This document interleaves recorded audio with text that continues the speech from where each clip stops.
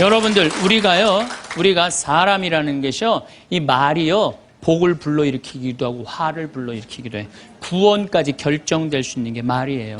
자, 그렇다면은 내가 어떻게 하면 대화를 잘할 수 있을까? 말을 잘할 수 있을까? 첫 번째, 들어라. 우리가 이게 부족해요. 듣는 게 부족해. 우리나라 사람들이 듣는 게 부족해. 제가 평택에서 본당 신부할 때 교우가 한 5,000명 됐었어요. 본당 신부 혼자 하는데 하루에 고해성사를 200명, 300명이 보는 거예요. 너무너무 힘든 거야. 그러니까 내가 주일날 막 교우들이 1분 이상 고해를 하면 막 신경질이 나는 거야. 그러니까 할머니들이 그냥 신부님 내가 6.25 때 시집 와갖고 그냥 독자 집에 시집을 왔는데 아들을 하나 낳았어요. 아들을 하나 낳았는데 그놈이 독자라고 내가 너무 오냐오냐 해서 키우다 보니까 이놈을 장가를 보냈는데 이놈이 이혼을 해갖고 손자를 나한테 맡겨갖고 내가 지난주에 그 손자 찾으러 다니느냐고 주일미사를 빠졌어요. 아, 주일미사 빠졌는데 왜 6.25 전쟁부터 시작을 해.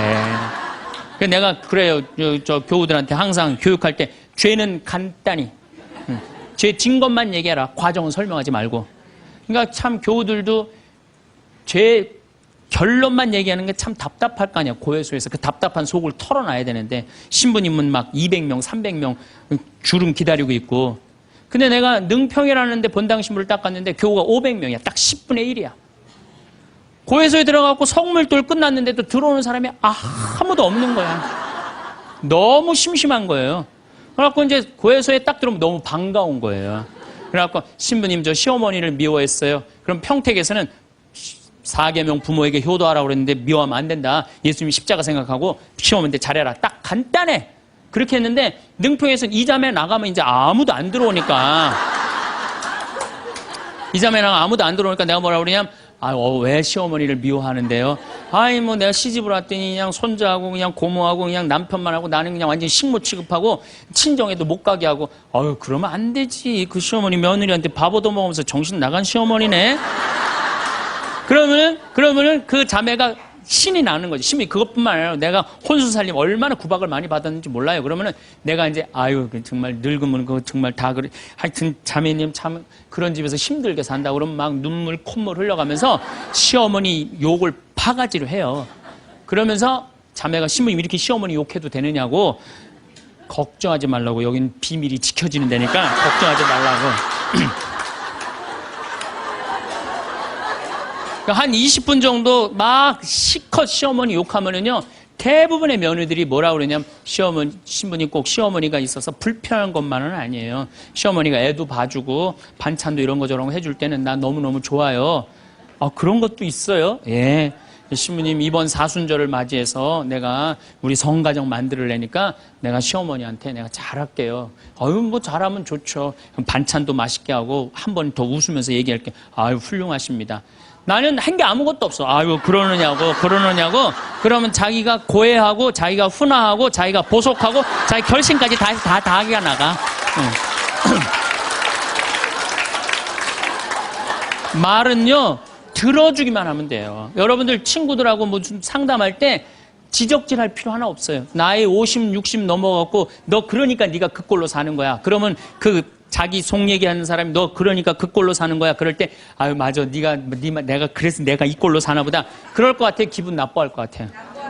당연히 기분 나빠하죠. 당연히. 우리 집에 많은 그 중고등학교 학교 다니기 싫어하는 애들을 데리고 와요. 요즘 내가 바빠서 거의 상담을 못 하는데 데리고 오면은 얘가 학교를 안 간다는 거예요. 중학교 2학년, 3학년 애가 학교를 관두겠다는 거예요. 그러면 내가 많은 경우 상담을 하면은 거의 90%는 그랬던 것 같아요. 너 학교 많이 다니기 싫으니? 네, 다니기 싫어. 그럼 관둬. 뭐 다니기 싫은데. 신부님한테 다니라고 설득하러 데리고 왔는데 신부님이 뭐라 그래? 나는 이제 그렇게 마음 먹고 애가 오는 거예요. 저 엄마가 날 저기까지 데려간 거는 나를 학교를 다시 다니게 설득을 시키려고 저 신부를 만나게 해주는구나. 근데 내가 관둬. 뭐하러 다녀? 내가 엄마한테 자세히 얘기해 줄 테니까 너 관둬. 근데 왜 다니기 싫은데 이유가 뭐야? 그럼 공부도 따라가기 힘들어. 그래, 맞아. 한번 따라지면 그거 못 따라가. 너 있잖아. 너는 머리로 살 놈이 아니라 내가 보기엔 몸으로 살 놈이다, 너. 너 우리 생태마을에 와갖고 농사나 져라. 그러면 이제 자기 친구 얘기, 부모한테 섭섭한 얘기 다 해요. 그럼 얼마나 힘들었겠니? 너 수업 시간에 조는 이유가 있지. 이해를 해야지 알아서 볼 거 아니야. 이해도 안 되는데 눈 뜨고 쳐다보고 있는 거 쉽지 않지. 신부님 그거 어떻게 알았냐. 다 내가 옛날에 해봐서 알아.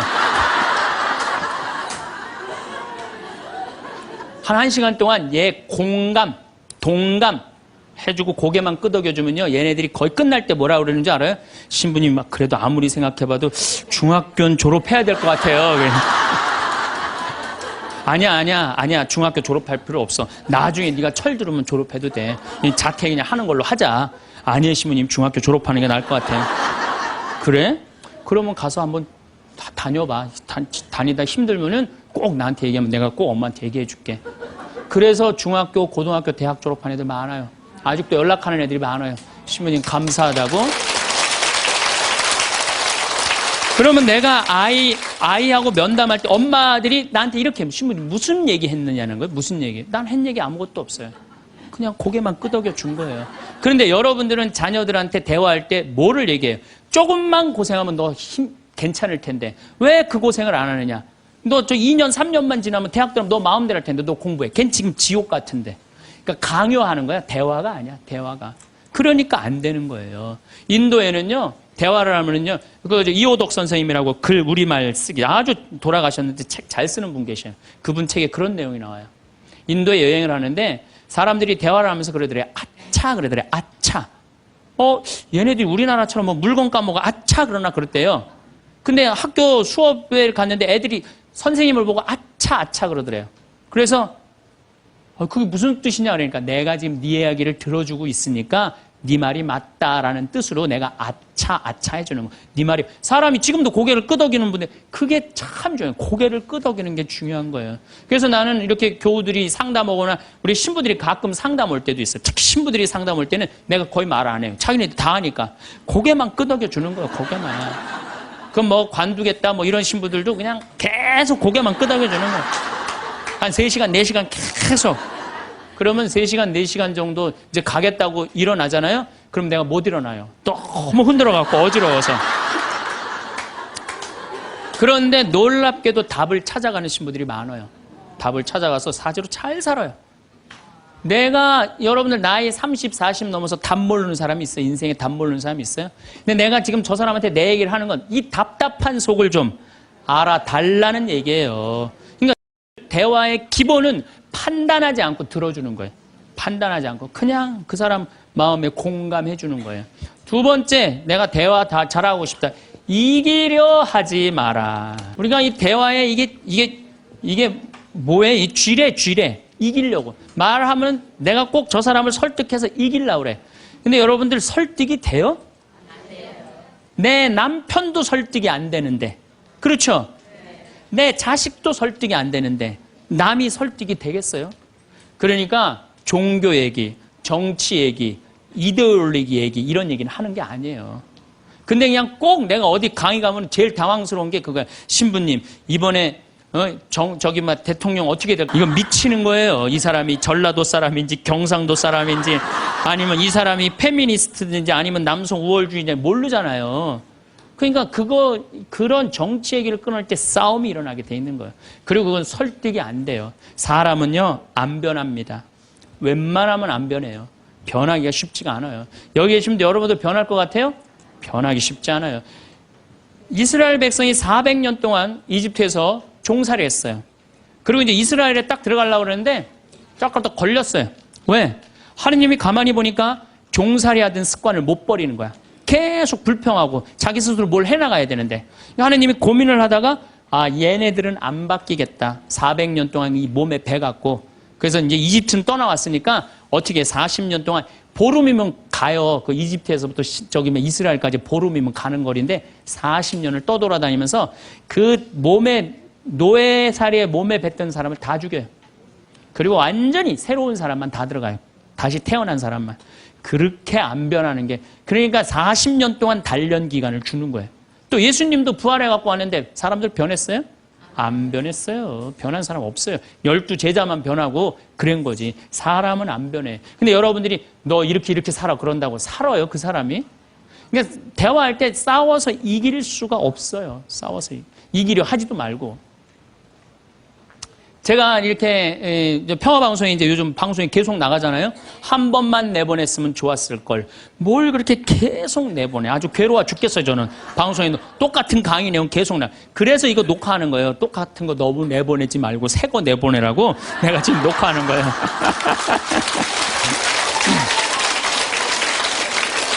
그런데 우리 PD님이 나한테 그러는 거예요. 신부님 시청률이 1위라는 거예요. 정말 기분이 좋더라고요. 그리고 이제 평화방송 다시 보기에도 보면은 댓글이 고맙다 막 쫙 올라와 있어요. 자긴 종교가 다른데도 내 걸 본대요. 그런 분들도 많아. 그런데 딱 한 사람이 천주교 성직자 맞음 이렇게 썼어요. 성직자 맞음 이렇게 썼어. 기분 굉장히 나쁘게. 왜? 내가 행복농 강의하면서 평화방송 다시 보기를 하면 1,000원을 내야 돼요. 1,000원을 받으면서 내가 행복농 강의하니까 너 가증스럽다 이거야. 너 성직자 맞냐 이거야. 천주교 신부 맞느냐 이거예요. 그러니까 네가 진짜 행복농 강의 제대로 하려면 받지 말아라 이거예요. 근데 나는 안 받아요. 평화방송이 받는 거지 나는 안 받아요. 나 거기서 받아갖고 평화방송에 나 돈 한 푼도 안 줘요. 그리고 300K로 보면 무료로 볼 수 있어요 또. 그 사람은 내가 싫은 거야. 내가 그냥 본질적으로 싫은 거야 내가. 그러니까 성직자 맞음하고 쓴 거야. 근데 그 밑에 댓글을 써서 내 팬들이 막 신부님 돈 안 받는다. 평화방송도 해명을 했어요. 신부님 한 푼도 돈 안 간다. 그래도 아무 소리도 없는 거야. 그러니까 그 사람 내가 싫은 거예요. 그 싫으니까 성직자 맞느냐고 한 거야. 자, 내가 그걸 읽어보고 막 화가 나서 100명이 다 칭찬하는데 한 명이 나 욕하면 신경질 나잖아요. 그래갖고 내가 밑에 댓글에다가 너 나하고 한 번 만나서 싸우자. 나 돈 안 받는다. 나한테 사과해라. 그래야 될 것 같아요? 무시해야 될 것 같아요? 그걸 잘 아는 사람들이. 아니 무시해야 되는 걸 그렇게 잘 아는 사람들이 주위 사람들한테 그렇게 싸워서 이기려고 그래요. 우린요 인생을 살아가다가 무시해야 되는 사람들이 참 많아요. 여러분들 야구 아시죠? 야구. 투수가 있고 포수가 있어요. 그렇죠? 타자가 있어요. 타자가 이제 좋은 타자는 어떤 타자냐면은 하늘로 올라가는 볼을 치는 타자가 훌륭한 타자입니까? 땅으로 떨어지는 볼을 치는 타자가 훌륭한 타자입니까? 와일드 피치라고 완전 뒤로 빠지는 볼을 치는 타자가 훌륭한 타자입니까? 아니면 스트라이크를 제대로 골라서 이 스트라이크를 치는 타자가 훌륭한 타자입니까? 그렇죠. 스트라이크 들어오는 걸 쳐도 3할 10번 중에 3번을 못 쳐요. 하늘로 솟는 거, 땅으로 떨어지는 거, 뒤로 빠지는 거 이런 거는 골라내야 돼요. 근데 우리 인생도 마찬가지예요. 만나는 사람이 다 스트라이크예요? 만나는 사람, 어떤 사람은 하늘로 솟는 볼이 있어요? 없어요? 땅으로 떨어지는 볼이 있어요? 없어요? 뒤로 빠지는 볼이 있어요? 없어요? 볼들이 많아요. 그 볼마다 쫓아다니면서 다 치면요 이 사람 타자 자격 없어요. 여러분들 인생 살아가면서요 스트라이크만 골라 쳐도 3할을 못 쳐요. 그러니까 10명 중에 만나는 사람 3명 마음 맞는 사람 만나기 쉽지 않아요. 그 3명만 아멘 다시 한번 해보세요 그럼.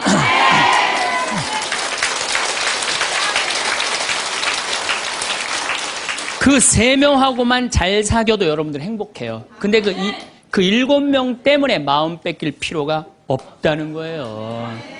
그래서 여러분들 가만히 생각하면 성당에 보면 볼 많아요. 예쁜 옷 입고 갔더니 누굴 홀리려고 그냥 여시같이 입고 그 볼이야. 그 볼이에요. 상대할 필요 없어요. 걸러내면 돼요. 우리가 인생 살면서요. 제가 이렇게 강의를 하니까 모든 사람이 다 날 좋아할 거라는 생각은 절대 안 해요. 절대 안 합니다. 왜냐하면 내 강의를 듣는데 내 강의 싫어하는 사람들이 있어요. 그리고 그 사람들 자유예요. 얼마든지 싫어할 수 있어요. 내가 그 사람들 무시하는 것도 내 자유예요. 근데 그 사람들은 머리 드밀고 싸우고 이렇게 사는 애 죽는 게 낫다. 뭐하러 그래? 나 사랑하는 사람이 훨씬 많은데. 그럼 내가 사랑하는 사람한테 마음을 뺏겨야 될 것 같아요? 염장 지르는 사람한테 마음 뺏겨야 될 것 같아요? 어느 누구한테 마음 뺏겨야 돼? 사랑하는 사람한테. 여러분들도 마찬가지라는 거예요. 그러니까 오늘 이렇게 생각해서 내 볼이 누군가 그 사람한테 내가 마음을 빼앗기고 시간을 빼앗고 열정을 빼앗긴다면 여러분들은 타자 자격 없고 인생 살 자격 없는 거예요. 그건 걸러내야 돼요. 이기려 하지 마세요. 골라내시면 돼요. 예수님 그렇게 우리 구세주인데 예수님 다 좋아했어요? 멱살 잡고 돌 던지고 막 이랬어요. 예수님도 마지막 침 뱉고. 그러니까 우리들이 모든 사람한테 사랑받으려고 그럴 때 그때 미치는 거예요. 예. 날 사랑하는 사람도 있고 사랑하지 않는 사람도 있고. 반대로 뒤집어서 얘기해 봅시다. 여러분들 다 사랑해요? 아니요. 여러분들 마음에 안 드는 사람 있어요, 없어요? 있어요. 남들도 똑같은 거예요.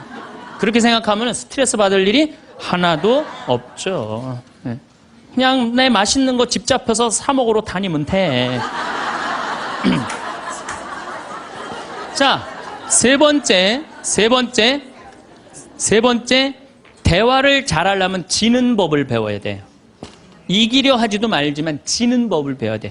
여러분들 우리가 살아가면서 이걸 대한민국이 못해요.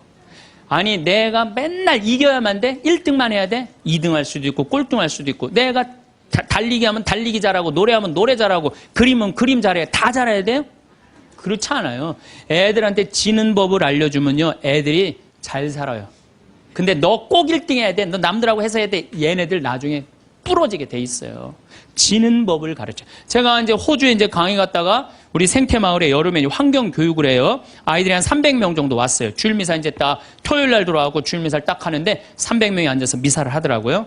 근데 미사를 하는데 우리 생태마을은 여름에 더우니까 우리가 아이스크림을 직접 만들어서 판매를 해요. 애들. 그러니까 애들이 이제 아이스크림 사 먹는 재미로 그냥 왔다 갔다 하잖아요. 근데 이제 이 300명이 주일날인데도 불구하고 아이스크림 사 먹느냐고 돈을 다 써버린 거야. 주일날 미사를 하는데 헌금을 하는데 헌금을 안 하는 거예요. 300명이 전부 다 헌금 봉투를 다 패스를 하는 거예요. 그런데 원주교구 구곡성당 아이들이랑 대구교구 무슨 산지성당, 성지성당인가 두 성당 50명만 헌금을 다 하는 거예요. 얘네들은 헌금을 남겨둔 거죠. 남겨두고 헌금을 계속 하더라고요. 나는 이렇게 앉아서 보는데 걔네들이 너무 예쁜 거예요.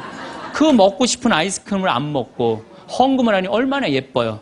하느님 생각을 가만히 해봐서 하느님이 쟤네들이 얼마나 예쁠까 감사하다고 헌금을 바치니. 그래서 내가 이제 공지사항 때 너희들은 아이스크림도 안 사 먹고 이렇게 헌금을 하니 너무 기특하다.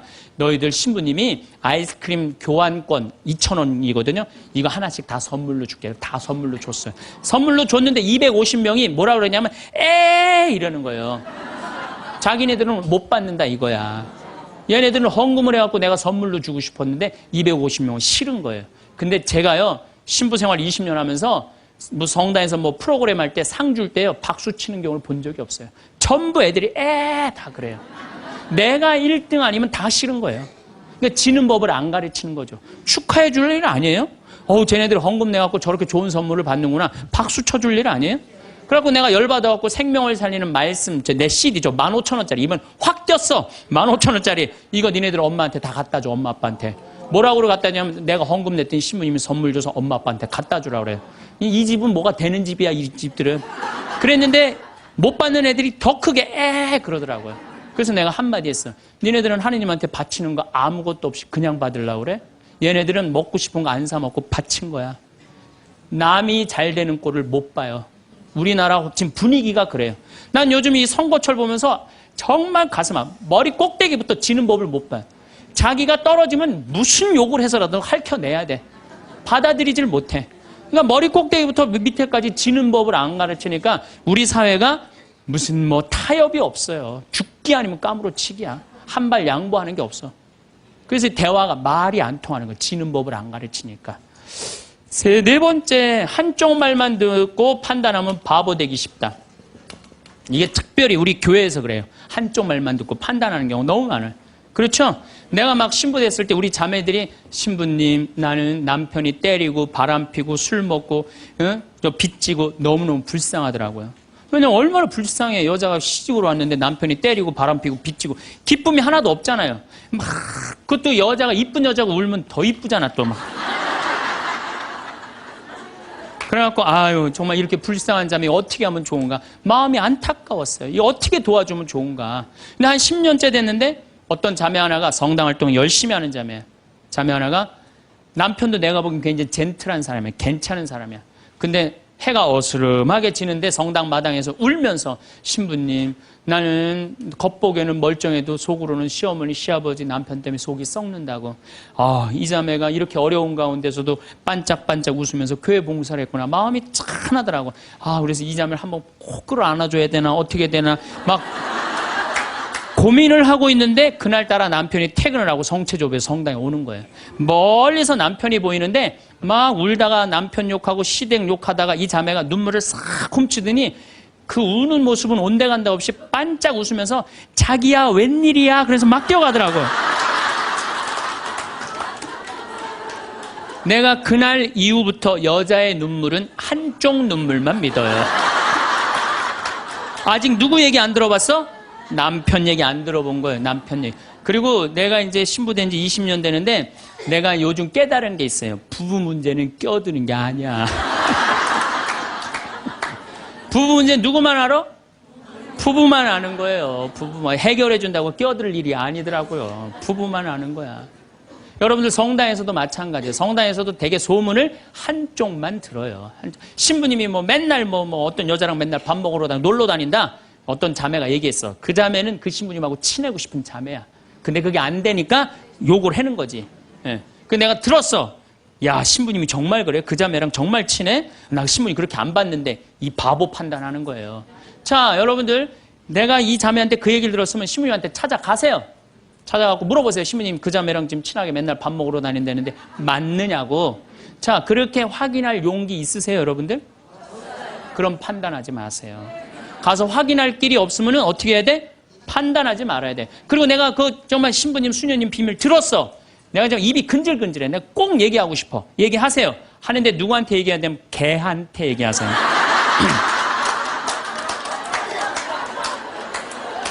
걔한테 얘기하세요. 걔는 말을 옮깁니까? 안 옮깁니까? 안 옮겨요. 사람은 옮겨요. 그래갖고 그 공동체를 깨트리는 경우도 많아요. 그 공동체를 깨트리는. 우리가 신앙생활하면서 얼마나 잘못하는 것 중에 하나가 한쪽 말만 듣고 판단하는 거. 그래서 신앙생활하는 사람 머리가 더 복잡해. 너무나 이상한 소리를 많이 들어갖고. 제가 미국에 강의를 갔는데 자매들이 그러는 거야. 어떤 유명한 신부님이 은퇴하고 장가를 갔다는 거예요. 그래서 그분이 장가 갈 분이 아닌데 내가 그래. 근데 또 갔는데 또 이번엔 또 다른 대학 유명한 교수 신부님이 은퇴해갖고 장가를 갔다는 거예요. 둘 다 장가를 갔다는 거예요. 여자를 알기를 돌같이 보던 분들인데. 그래서 나는 속으로 그분들이 은퇴할 장가 갈 분들이 아닌데. 그래갖고 내가 이번에 1년이 지나고 난 다음에 동창 신부들 모여갖고 나 미국에 가고 이런 얘기를 들었다. 그랬더니 한 동창 신부가 그런 얘기를 무슨 소리야. 지난주에 나하고 같이 미사 봉헌하고 신부님이 성서 강의했는데. 그러니까 멀쩡하게 성서 강의하는 신부님이 미국에서는 지금 관도하고 장가가 있어 지금. 우리가 얼마나 신앙생활하면서 이 잘못된 소문에 우리 영혼이 망가지는지 몰라요. 그러니까 한쪽 말만 듣고 판단하면 뭐가 되기 쉽다? 바보 되기 쉽다. 5번째, 끝을 좋게 맺어라. 이 무슨 얘기냐 하면은 끝을 좋게 맺어라. 이 무슨 얘기냐 하면 여러분들 사람이 살아가다 보면요 사이 나쁠 때가 있어요. 친한 친구인데 결국은 재산 문제 때문에 법원까지 가갖고 법원에서 재산 주고받고 이게 끝났어. 헤어질 때 뭐라고 헤어져요? 야, 우리가 그래도 30년 동안 친구인데 이렇게 좋지 않은 일로 법원까지 왔는데 이렇게 결정이 났으니 너 다음에 어딜 가도 행복하게 살았으면 좋겠다. 다음에 볼 때 우리 웃으면서 만나자. 이렇게 헤어져야 돼요. 아무리 속이 뒤집어져도. 근데 우린 뭐라고 헤어져요? 너 밤길 조심해. 내가 언젠가 너 가만히 안 놔둘 거야. 이거는요 정말 어리석은 거예요. 또 어떤 사람이 맨날 술 먹고 막 바람 피다가 죽었어. 50살에. 그냥 그 집 애 때리고 부인 때리던 사람이 죽었어. 그냥 이제 초상집에 가갖고 위로해 준다고 그렇게 술 먹고 바람 피고 애들 때리더니 잘 죽었다. 니네들 고생 끝났다. 니네들끼리 행복하게 살아라. 이렇게 말한다고 그 자식이 행복해 할 것 같아요? 그래도 자기 아버지인데. 이렇게 말해야 돼요. 그래도 네 아버지가 이 시대의 풍류를 알던 사람인데 너무 안타깝다. 얼마나 멋있는 사람이었는데 정말 마음이 아프다. 아버지 좋은 데 가시게 이제 정말 저 세상에서는 정말 아무 거침없이 행복하게 살 수 있도록 우리 기도해주고 축복해주자. 그 너희들은 정말 행복하게 살았으면 좋겠다. 아다르고 어달아요. 아다르고 어달라요. 나는 정말로 2000년 동안 말 진짜 못하는 놈 한 놈 알고 있어요. 이놈이 어떤 놈이냐면 십자가 왼편에 매달린 이 왼편의 강도 진짜 말 못하는 놈이에요. 이놈이 이제 십자가에 못 박혀 죽을 자기도 괴롭고 아프기 힘들겠지. 그렇지만 그렇게 말하면 안 되지. 가운데 구세주라는 분한테 뭐라 그래? 네가 무슨 구세주냐? 네가 진짜 구세주면 너도 살리고 나도 살려봐라. 너 구세주도 아니다 이거예요. 그러니까 예수님도 지금 십자가에 못 박혀가고 아파 죽겠는데 이놈이 이상한 소리 하니까 대꾸를 해요 안 해요? 대꾸를 안 해요. 근데 난 2000년 역사상 진짜 말 잘하는 사람 한 사람 알고 있어요. 이게 누구야? 오른편에 있는 강도예요. 오른편에 있는 강도가 뭐라 그래? 야 이놈아 너하고 나하고는 죽어도 싸. 근데 이분은 가난하고 병든 사람 전부 다 함께하고 병 고쳐주고 함께했던 분인데 네가 무슨 자격이 있어 그런 말을 해? 그래 한마디 더 해. 주 예수님 마지막 날 저를 기억해 주십시오. 그러니까 왼편에 있는 놈한테는 대꾸도 안 하던 예수님이 가상칠언이라고 십자가에서 7가지 중요한 말을 해요. 다 이루었다. 엘리엘리 네마 사박타니 이 몸이 당신의 보십시오 당신의 아들입니다. 뭐 목마르다 이런 얘기 하잖아요. 그런데 이 오른편의 강도한테 너야말로 오늘 나와 함께 진정으로 낙원에 들 것이다. 막판에 말 한 번 잘한 바람에 천당 입장 1호 고객.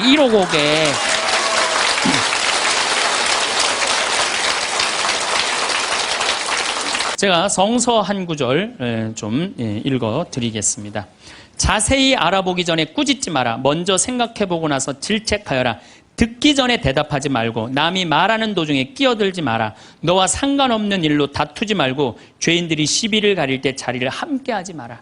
꼭 성당에서 신부님 욕하는데 모여갖고 그냥 같이 하는 사람들 위험한 데 앉아 있는 거예요. 죄인들이 시비를 가리는데 자리를 같이 하지 말아요. 하지 마세요. 빠져나오세요. 그건 하느님이 판단할 일이지 여러분들이 판단할 일은 아니라는 거예요. 혀를 절제하는 이는 갈등 없이 살고 뜬 소문을 싫어하는 이는 잘못을 덜 저지르리라. 절대 말을 옮기지 마라. 아무것도 잃는 것이 없으리라. 말을 안 옮기면 잃는 것이 없어. 말을 너무 옮기고 싶어. 누구한테 얘기해? 개한테 얘기하세요. 개한테. 어떤 말을 들었으면 죽을 때까지 묻어두어라. 이게 집회서에 나오는 말씀이에요. 여러분들 저 사람 판사인데 이 둘째 부인 아들이래. 내가 알고 있어. 근데 그걸 얘기를 해야 될까요? 죽을 때까지 묻어둬야 될까요? 죽을 때까지 묻어둬야 돼요. 어리석은 자는 들은 말 때문에 아이 낳는 여자처럼 진통을 겪으리라. 온갖 소문을 듣고 그냥 진통을 겪는 거야. 어리석은 자의 뱃속에 든 말은 사람의 넓적다리에 밝힌 화살과 같다.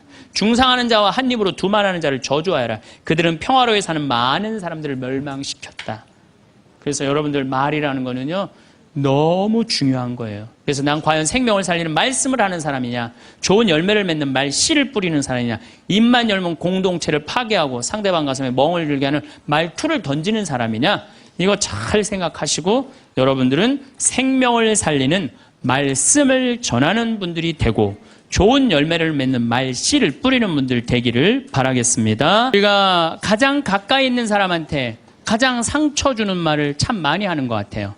그래서 여러분들 부부끼리 서로 기분 나쁠 때가 있어요. 기분 나쁠 때 있잖아요. 네. 그럴 때 이렇게 뭐 감정적으로 생각하거나 극단적으로 생각할 필요가 없을 것 같아요. 왜 그렇게 생각하실 필요가 없느냐면 지금 종자가 다른 종자가 이상한 행동을 하고 있다. 이렇게 생각하면 좀 마음이 좀 편안해요. 저 사람이 날 미워해서 그러는 게 아니다. 더욱이 여성이라는 이 성은 제가 남성이기 때문에 그런 걸 많이 느껴요. 여성은 참 신비한 존재. 여자는요 생리를 하고 난 다음에 1일부터 18일까지 점점 기분이 좋아진대요. 점점 18일서부터 21일 사이까지는 기분이 최고래. 최고. 네. 최고인데 21일부터 기분이 나빠지기 시작해. 생리할 때 되면 완전히 그 여자가 아니야. 원래 생각했던 그 여자가 아니야. 완전히 새로운 완전히 짐승이 하나 나와갖고 이상한 행동을 하는 거예요. 그러니까 여자는 기분이 좋고 나쁘고 너무 분명해요. 좋을 때는 한없이 좋고 나쁠 때는 또 한없이 나쁜 경우가 있어요. PMT라고 이게 그 여자는 그 생리 전 긴장감이 있대요. 이 현상이 있어갖고 여자의 감정을 남자들이 내 마음으로는 난 도저히 이해가 안 돼. 이게 이 주기를 몰라서 그래요. 더욱이 여자가 한 18일에서 21일 사이는 기분이 얼마나 좋으냐면은 처녀 때도 이때 만약에 파티장에 가고 술을 먹는데 남자를 보면은요 모든 남자가 다 멋있게 보인대. 그래갖고 그냥 이때 그냥 술 먹고 호텔에 다음날 아침에 깨보면 어머머 내가 미쳤어. 내가 왜 그랬지? 이런 일이 이때 벌어지는 거예요. 그래서 보통 보면은 이렇게 부부들 보면 너무 예쁜 여자하고 이상하게 생긴 남자가 부부로 사는 경우가 있어요. 이 경우는 18일에서 21일 사이에 만난 경우에 이 경우는 전혀 어울리지 않는데도 같이 사는 경우가 있어요. 그걸 뭐 번개 맞은 사랑, 운명 같은 사랑 그런 거 아니에요. 그런데 이게 결혼할 때만 이런 현상이 일어나는 게 결혼하고도 계속 이주기가 반복되는 거예요. 그러니까 남자들도 이걸 이해를 못하니까 답답한 거. 저 여자가 왜 저러나? 느닷없이 왜 신경질을 부리지? 또 느닷없이 너무너무 잘하고. 이런 주기, 본인들도 아마 그런 주기에 대한 인식이 있으실 거예요. 인간이라는 게 그렇게 복잡한 것 같아. 근데 옛날에는 이렇게 복잡해도 몰라도 됐어요. 그냥 참고 살고 그냥 견디고 살고 성당에서 십자가 생각하고 참으라고 그러면은 그냥 참고 그리고 옛날에 제가 20년 전만 해도 뭐 신부님 남편이 때려요 남편이 바람 펴요 그러면 저도 그랬어요. 참고 살으라고. 왜? 참고 살 좀만 참으면 죽으니까 그냥 죽으니까 참고 살라고 그랬어요. 그 옛날엔 더 했죠. 그 옛날에는 뭐 100년 전, 200년 전에는 참고 살면 둘 중에 하나 아무나 빨리 죽으니까 그냥 근데 요즘은요. 한 40살 된 사람이 남편이 때려요, 바람 펴요, 빚만 만들어놔요 이러면요. 참고 살라고 얘기하기가 참 두려워요. 왜냐하면 참고 100년을 더 살아야 되는데 그거는 또 다른 형벌이거든요. 그러니까 여러분들도 이제는 남자라는 이 동물을, 짐승을, 종자를 이해를 하셔야 돼요. 남편을 이해하라는 게 아니에요. 남자가 생겨먹은 게 어떻고 또 여기 있는 우리 형제님들은 여자가 생겨먹은 게 그러면 훨씬 좀 덜 싸울 거예요. 덜 크크크 치치치카카카 된다니까. 그런데 이제 부부끼리도 서로에 대한 이해가 필요하지만은 여러분들 자녀에 대한 이해가 필요합니다. 자녀를 이해하셔야 돼요. 그리고 자녀하고 대화를 해야 돼요. 자녀하고 대화를 해야 되는데 우리나라 엄마들은 참 편안하게 교육해요. 딱 한마디만 하면 되니까 공부해. 이건 절대 교육이 아니에요. 절대 교육이 아니에요. 근데 우리는 자녀들한테 공부하라는 왜 공부해야 되는지 인생에 대한 철학, 삶의 진리 이런 얘기 전혀 하지 않아요. 그냥 무조건 공부하라. 무조건 공부하라 그래. 그러니까 애들이 왜 공부해야 되는지도 모르고 부모가 하라고 그러니까 지겨워도 하는 거예요. 그러니까 부모가 지겨운 거예요. 부모가 지겹고 부모하고 말을 섞기 싫고. 여러분들 맨날 초등학교 이제 한 5학년만 되면은 남편이 맨날 술 먹고 들어와. 남편이 요즘 경기가 안 좋아갖고 400만 원을 벌어야 되는데 150만 원밖에 못 벌어. 400만 원을 벌었는데 150만 원밖에 못 벌어. 그래갖고 남편이 걱정이 돼갖고 맨날 술을 먹고 들어와요.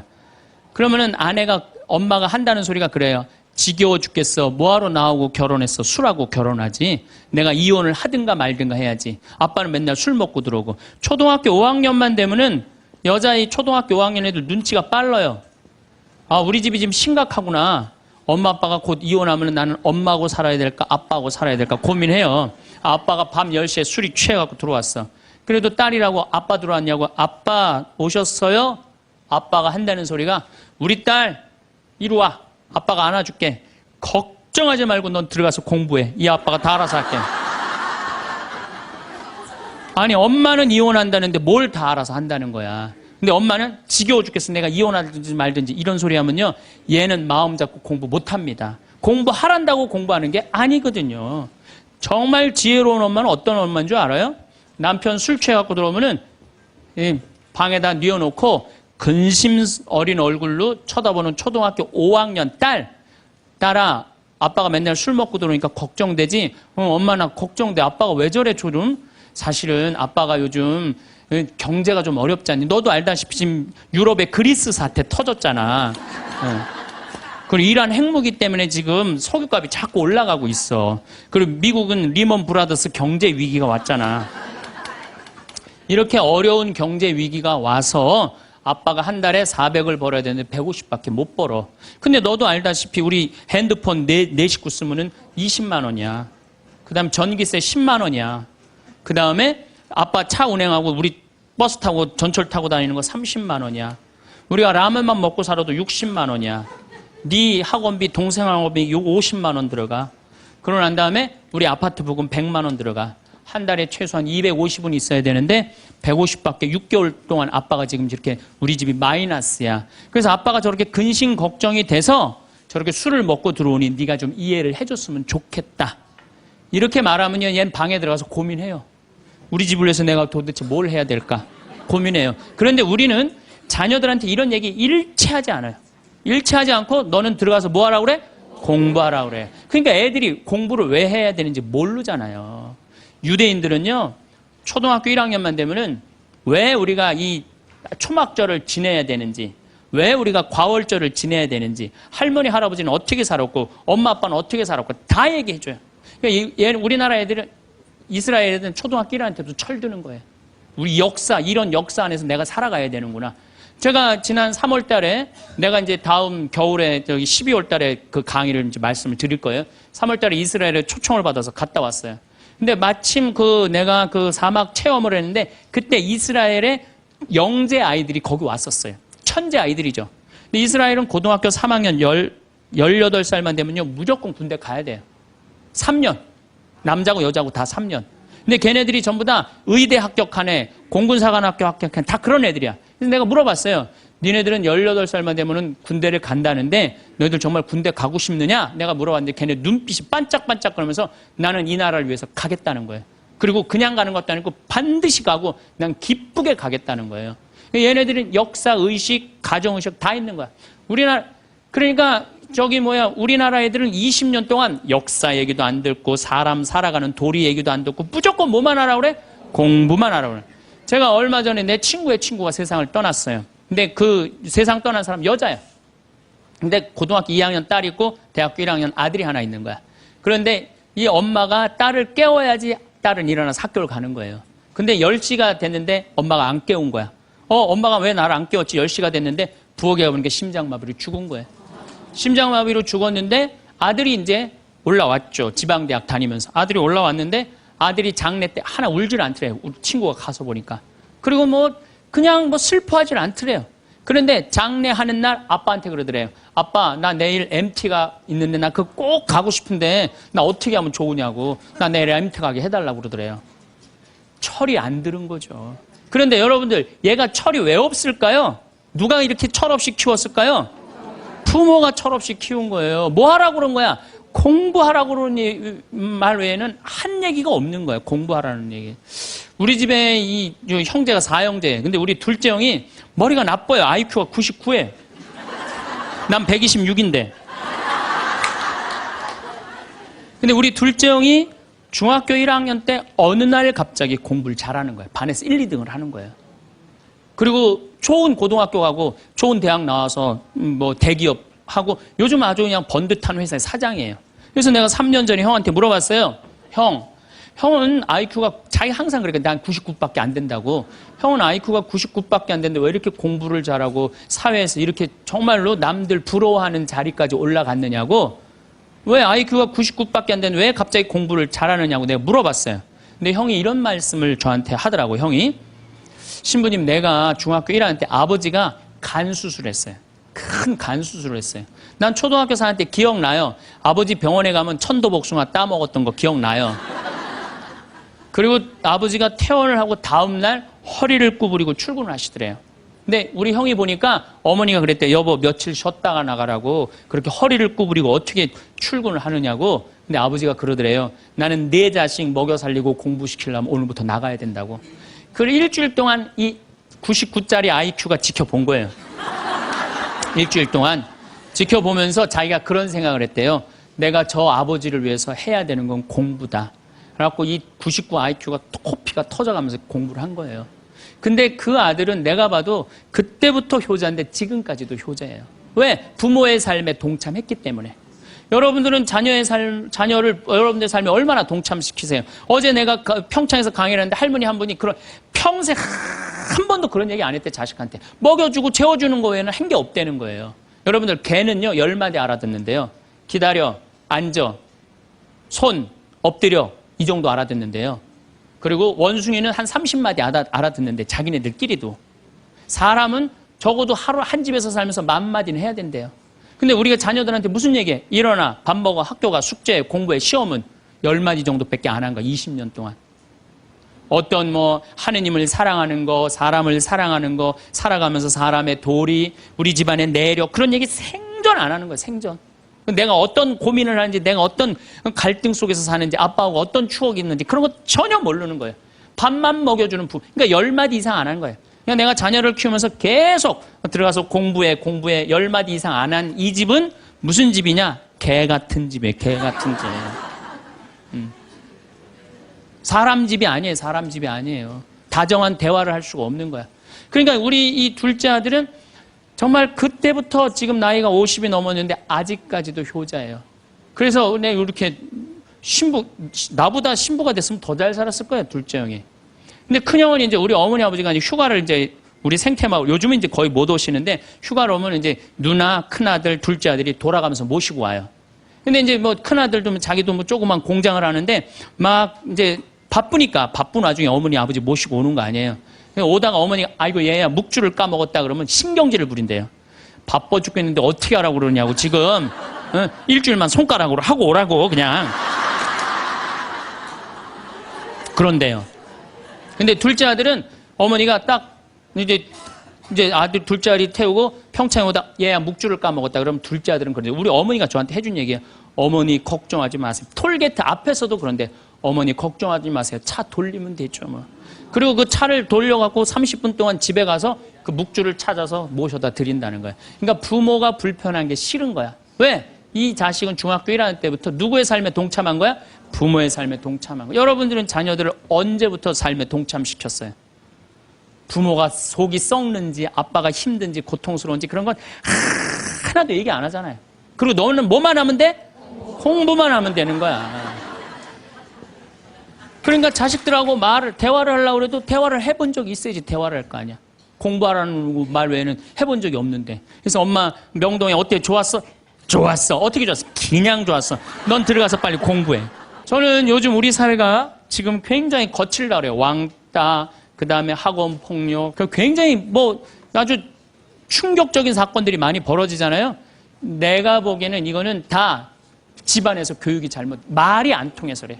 부모가 진리를 애들한테 알려줘야 될 거 아니야. 진리를. 그리고 하느님의 사랑도 알려줘야 되고. 근데 그런 얘기 생전 안 하는 거예요. 저는 요즘 무슨 대책 막 낼 때 정말로 한심해요. 그런 대책으로는 해결이 안 돼요. 저는 중학교 때 성당을 이틀 갔어요. 토요일 날, 일요일 날. 뭐 이틀 간 게 아니라 6일이면 6일 다 갔죠. 7일이면 7일 다 갔어요, 성당. 매일 가서 성당 살았어요. 그 성당 가면은 매일 교리 배우고, 거룩한 거 배우고, 진리 배우고, 사람 사랑하는 거 배우고, 사람 배려하는 거 배우고. 그랬잖아요. 학원이 무슨 학원이야. 토요일 날 일요일 맨날 친구들하고 이 순교자 성월에는 유대철, 내가 그때 주인공 됐었어. 유대철 연극하고 성탄 때는 또 저기 뭐 성가 연습하고 문학적으로 심성적으로 신앙생활을 했을 때는 아이들이 거룩하고 그중에 또 뭐 신학교 간 뭐 학사님 있으면 그 학생이 너무너무 부러우면 나도 한번 신부로 살아볼까? 또 수녀원 간 사람 있으면 또 이 여자아이들도 나도 저렇게 아름다운 수도자로 살아볼까? 그런 문화가 있었다고요. 근데 우리 천주교만 그런 게 아니라 자라보면 교회 다니는 애들, 절에 다니는 애들 다 그렇게 자랐어요. 그러니까 심성이 예쁘게 자라는 거죠. 근데 요즘 애들은 뭐만 해요? 공부만 해요. 그러니까 심성이 예쁘게 자랄 수가 없는 거예요. 아무리 대책을 발표해봐요. 소용이 없는 거예요. 그래서 나는 진짜 똑똑한 정치인이라면은 토요일 날, 일요일 날 신앙생활 하게 해야 돼요. 똑똑한 정치인들이라면. 그 문화생활 하게 해야 돼, 애들이. 절대 공부를 하면 안 돼요. 토요일 날, 일요일 날은. 그렇게 자라면은 우리 사회가 굉장히 건강해지고 거룩해지고 진리가 충만한 나라가 될 거예요. 우리가 가장 소중히 여기게 되는 것은 결국 사람과의 관계입니다. 그리고 그 관계의 질을 좌우하는 것이 바로 대화입니다. 단순히 말을 주고받는 것이 아니라 마음과 마음이 통하는 진정한 소통 말입니다. 이러한 소통은 하루아침에 이루어지는 것이 아닙니다. 오랜 경험과 깊은 성찰을 통해 서서히 체득되는 지혜로운 기술입니다. 때로는 많은 말보다 따뜻한 한마디가 더 큰 위로가 되고 화려한 변명보다 진실한 침묵이 더 깊은 울림을 줍니다. 이런 깨달음은 책에서 배울 수 있는 것이 아닙니다. 삶을 통해 직접 체험하고 마음으로 느껴야만 알 수 있는 것들입니다. 그렇기에 지혜로운 대화를 위한 원칙들을 살펴보는 것은 단순한 기술 습득이 아니라 삶의 깊이를 더하는 일이기도 합니다. 사람은 누구나 자신의 이야기를 들어주는 사람을 간절히 원합니다. 그런데 이상하게도 우리는 다른 사람의 말을 들어주기보다는 자신의 말을 하려고만 합니다. 상대방이 아직 말을 끝내지도 않았는데 벌써 내가 할 말을 준비하고 있고 상대방의 고민을 다 듣기도 전에 성급하게 해답을 제시하려고 합니다. 하지만 진정한 경청은 그런 것이 아닙니다. 경청은 상대방의 말을 온 마음으로 받아들이는 것입니다. 그 사람의 말 속에 숨어 있는 감정까지도 함께 읽어내는 것입니다. 때로는 말하지 않은 것까지도 느껴주는 것입니다. 이런 경청을 받은 사람은 마치 마른 땅에 단비를 받은 것처럼 마음이 촉촉해집니다. 경청에는 특별한 기술이 필요한 것이 아닙니다. 다만 진심으로 상대방에게 관심을 갖고 그 사람의 마음을 이해하려는 의지만 있으면 됩니다. 상대방이 말할 때 다른 생각을 하지 않고 오직 그 사람의 말에만 집중하는 것입니다. 휴대폰을 보거나 다른 일을 하면서 듣는 것이 아니라 온 마음과 정신을 그 사람에게 향하는 것입니다. 놀라운 것은 이렇게 들어주기만 해도 많은 문제들이 저절로 해결된다는 사실입니다. 사람들은 대부분 해답을 원하는 것이 아니라 공감을 원합니다. 누군가가 내 마음을 알아주고 내 처지를 이해해 주기를 바랍니다.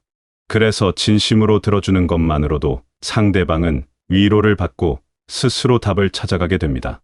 경청은 또한 듣는 사람에게도 큰 유익을 줍니다. 다른 사람의 이야기를 깊이 들으면서 우리는 삶에 대한 새로운 관점을 얻게 됩니다. 내가 경험하지 못한 삶의 모습들을 간접적으로나마 체험할 수 있게 됩니다. 그리고 무엇보다도 진정한 경청을 통해 우리는 더 깊이 있는 인간이 되어갑니다. 젊을 때는 모든 대화가 마치 전쟁 같았습니다. 내가 옳다는 것을 증명해야 했고 상대방이 틀렸다는 것을 보여주어야 했습니다. 하지만 세월이 흘러 깨닫게 되는 것이 있습니다. 대화에서 이기는 것과 관계에서 이기는 것은 전혀 다르다는 사실입니다. 논리적으로는 내가 옳을지 몰라도 그 과정에서 상대방의 마음에 상처를 남긴다면 그것은 진정한 승리가 아닙니다. 오히려 관계라는 더 큰 것을 잃어버리는 어리석은 선택일 수 있습니다. 이기려 하지 않는다는 것은 소신을 버리라는 뜻이 아닙니다. 자신의 생각과 신념을 포기하라는 말도 아닙니다. 다만 그것을 표현하는 방식에 있어서 상대방을 배려하고 존중하라는 의미입니다. 내 생각이 옳다고 해서 상대방의 생각이 반드시 틀린 것은 아닙니다. 다를 수 있고 또 그 다름이 자연스러운 것입니다. 대화에서 승부욕을 내려놓으면 놀라운 일들이 일어납니다. 상대방도 방어적인 자세를 풀고 마음을 열게 됩니다. 서로 공격하고 방어하는 대신 함께 진리를 찾아가는 동반자가 될 수 있습니다. 때로는 내가 틀렸다는 것을 인정하게 되기도 하고 때로는 둘 다 부분적으로 옳다는 것을 발견하게 되기도 합니다. 살다 보면 때로는 져주는 것이 이기는 것보다 훨씬 어렵다는 것을 깨닫게 됩니다. 이기는 것은 본능이고 욕망이지만 져주는 것은 선택이고 지혜입니다. 특히나 내가 분명히 옳다고 생각되는 상황에서도 일부러 져주는 것은 정말 어려운 일입니다. 하지만 져주는 것에는 놀라운 힘이 있습니다. 상대방으로 하여금 스스로를 돌아보게 만드는 힘 말입니다. 내가 강하게 맞서면 상대방은 더욱 완고해집니다. 하지만 내가 한 걸음 물러서면 상대방도 자연스럽게 여유를 갖게 됩니다. 그 여유 속에서 자신의 모습을 객관적으로 바라볼 수 있게 됩니다. 져주는 법을 아는 사람은 마음이 넉넉합니다. 작은 것에 연연하지 않고 큰 그림을 봅니다. 당장의 승부보다는 오래 지속될 관계를 생각합니다. 그래서 그런 사람 주변에는 자연스럽게 사람들이 모여들게 됩니다. 누구나 자신을 이해해주고 받아주는 사람을 좋아하기 때문입니다. 또한 져주는 것을 아는 사람은 역설적으로 더 큰 존경을 받게 됩니다. 언제나 이기려고만 하는 사람은 두려움의 대상이 될 수는 있어도 진정한 존경의 대상이 되기는 어렵습니다. 하지만 자신을 낮추고 상대방을 배려할 줄 아는 사람은 자연스럽게 사람들의 마음을 얻게 됩니다. 물론 져주는 것에도 지혜가 필요합니다. 언제 어떻게 져주어야 하는지를 아는 것이 중요합니다. 잘못된 일에 대해서까지 무조건 져주는 것은 지혜가 아니라 어리석음입니다.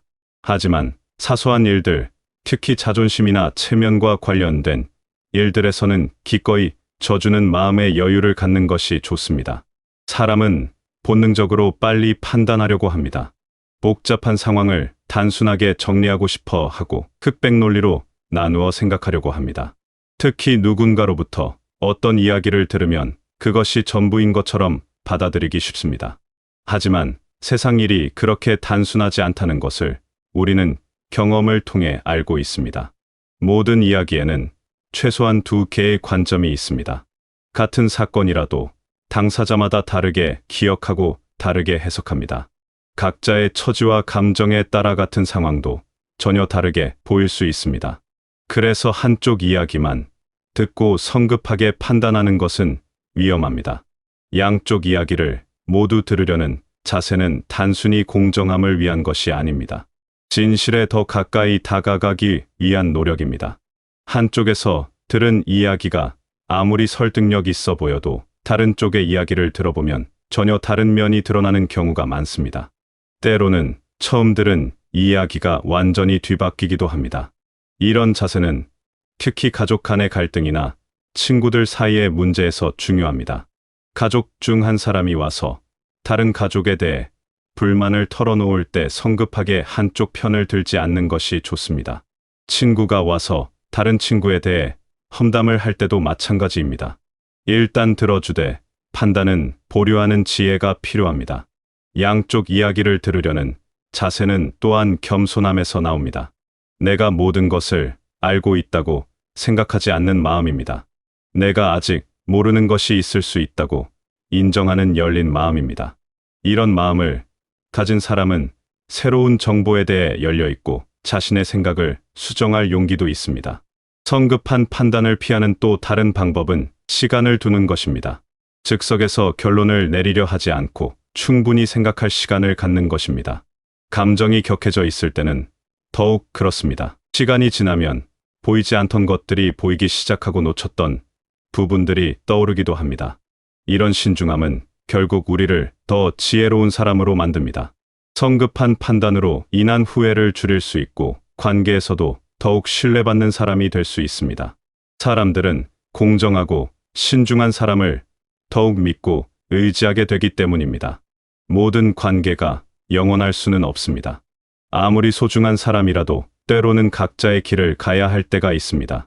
생각의 차이가 너무 커서 더 이상 함께할 수 없을 때도 있고 환경의 변화로 인해 자연스럽게 멀어질 때도 있습니다. 이럴 때 어떻게 관계를 정리하느냐가 그 사람의 푹을 보여줍니다. 관계가 끝날 때 가장 중요한 것은 상대방에 대한 존중을 잃지 않는 것입니다. 아무리 서운한 일이 있었다 하더라도 그 사람과 함께했던 좋은 시간들까지 모두 무시해버리는 것은 현명하지 않습니다. 함께 웃고 울었던 추억들, 서로를 위해 애썼던 마음들은 여전히 소중한 것들입니다. 이별의 순간에 화를 내거나 원망하는 말을 하는 것은 쉽습니다. 상대방의 잘못을 나열하며 자신이 얼마나 피해를 받았는지를 토로하는 것도 자연스러운 감정입니다. 하지만 그런 감정을 그대로 표현하는 것이 항상 옳은 것은 아닙니다. 때로는 그런 감정을 삼키고 상대방의 행복을 빌어주는 것이 더 아름다운 이별입니다. 좋은 말로 관계를 마무리하는 것은 상대방을 위한 것이기도 하지만 자신을 위한 것이기도 합니다. 나쁜 감정으로 이별하면 그 기억이 오랫동안 마음에 남아 상처가 됩니다. 하지만 서로를 이해하고 축복하며 헤어지면 그 기억은 아픔이 아니라 성숙함의 증거가 됩니다. 물론 모든 관계를 아름답게 끝낼 수 있는 것은 아닙니다.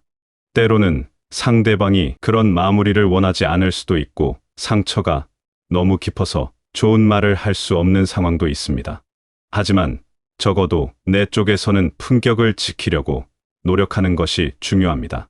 상대방이 어떻게 하든 나만큼은 사람다운 모습을 보이려는 마음가짐 말입니다. 아름다운 이별은 또한 미래에 대한 문을 열어두는 것이기도 합니다. 지금은 각자의 길을 가지만 언젠가 다시 만날 수 있을 때를 위해 좋은 기억으로 남겨두는 것입니다. 실제로 그런 일이 일어나지 않더라도 그런 마음으로 이별하는 것 자체가 우리를 더 성숙한 사람으로 만들어줍니다. 지혜로운 대화의 원칙들을 배우고 이해하는 것도 중요하지만 더 중요한 것은 실제로 실천하는 것입니다. 그리고 그 실천은 멀리서 시작할 필요가 없습니다. 바로 우리가 매일 돌아가는 집에서부터 시작하면 됩니다. 가족이야말로 우리가 가장 많은 시간을 함께 보내는 사람들이고 가장 진솔한 모습을 보이는 사람들입니다. 가정에서의 대화가 바뀌면 삶 전체가 바뀝니다. 아침에 일어나서 나누는 인사 하나하루, 일과를 마치고 돌아와서 나누는 대화 하나하나가 모두 소중합니다. 이런 일상적인 대화들이 쌓여서 가정의 분위기를 만들고 가족 간의 관계를 결정합니다. 배우자와의 대화에서부터 지혜로운 원칙들을 적용해 볼 수 있습니다. 상대방의 말을 끝까지 들어주고 이기려 하지 않으며 때로는 져주기도 하고 성급하게 판단하지 않으며 언제나 좋은 말로 하루를 마무리하는 것입니다. 이런 작은 실천들이 부부 관계를 더욱 깊고 아름답게 만들어갑니다. 자녀들과의 대화도 마찬가지입니다. 아이들의 말을 진지하게 들어주고 부모의 권위로 억누르려 하지 않으며 아이가 틀렸을 때도 인격을 존중하면서 바른 길로 인도하는 것입니다. 이런 대화를 통해 아이들은 소통의 기쁨을 배우고 평생 가져갈 소중한 가치들을 익히게 됩니다. 가정에서 지혜로운 대화가 자리 잡으면 그 영향은 자연스럽게 밖으로 퍼져나갑니다. 직장에서의 관계, 친구들과의 만남, 이웃과의 교류에서도 같은 원칙들을 적용하게 됩니다. 그리고 그런 모습을 본 주변 사람들도 자연스럽게 영향을 받게 됩니다. 무엇보다 중요한 것은 완벽을 추구하지 않는 것입니다. 처음부터 모든 것을 다 잘할 수는 없습니다. 때로는 실수도 하고 옛 습관이 나올 수도 있습니다. 하지만 그럴 때마다 다시 돌아서서 바른 길로 가려고 노력하는 것이 중요합니다. 그런 노력 자체가 이미 변화의 시작입니다. 이런 작은 실천들이 쌓이고 쌓여서 우리의 삶을 더욱 풍요롭게 만들어갑니다. 대화가 바뀌면 관계가 바뀌고 관계가 바뀌면 삶이 바뀝니다. 그리고 그런 변화는 우리 자신뿐만 아니라 우리 주변의 모든 사람들에게도 따뜻한 영향을 미치게 됩니다. 이 인생을 살다 보면 결국 남는 것은 사람입니다. 재물도 명예도 시간이 지나면 모두 사라지지만 진정한 관계는 영원히 마음속에 남습니다. 그리고 그 관계를 만들어가는 것이 바로 대화입니다. 지혜로운 대화는 단순히 말을 주고받는 기술이 아닙니다. 마음과 마음을 이어주는 다리이고 서로를 이해하고 사랑할 수 있게 해주는 통로입니다. 경청하고 이기려 하지 않으며 때로는 져주고 성급하게 판단하지 않으며 아름답게 마무리하는 것. 이 5가지 원칙은 말로는 간단해 보이지만 실천하기는 쉽지 않습니다. 하지만 이런 원칙들을 하나하나 익혀가면서 우리는 더욱 성숙한 사람으로 자라갑니다. 그리고 그런 성숙함이 우리 주변의 모든 관계를 더욱 아름답게 만들어갑니다. 오늘 하루도 소중한 사람들과 함께 보내는 시간입니다. 그 시간 속에서 나누는 모든 대화가 서로에게 위로와 힘이 되기를 바랍니다. 때로는 말보다 침묵이 더 큰 위로가 될 수도 있고 때로는 한마디 따뜻한 말이 긴 설명보다 더 깊은 감동을 줄 수도 있습니다. 그런 지혜로운 소통을 통해 여러분의 삶이 더욱 풍요롭고 행복해지시길 바라겠습니다.